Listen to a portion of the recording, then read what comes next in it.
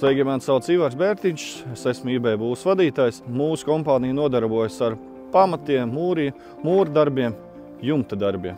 Šobrīd mēs atrodamies Skultē. Pie šīs mājas mēs šeit esam veikuši pilnu ciklu būvniecību. Tas nozīmē to, ka mēs šeit esam uzbūvējuši gan pamats, gan mūri, gan jumtu. Konstrukcijas tipi tika apsvērti visdažādākie, bet vai pātrināt gan būvniecības procesu, gan iegūtu ēkas efektāti, mēs lēmām pa labu kopnēm. Kopumā mēs montējam šo te jumtu aptuveni 3 dienas līdz ar visu stāvošu montāžu. Tas diezgan ātri un efektīvi iznāk. Salīdzinot, ja mēs būtu būvējuši ar parastiem kokiem, tas būtu daudz ilgāk. Frēmens mēs sadarbojamies aptuveni 5 gadus.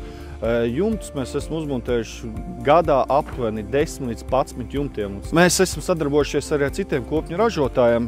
Liels puses, kas mums patīk, kāpēc tieši mēs izvēlamies Frēmens kopnes. Pirmais, tas ir servis un kvalitāte.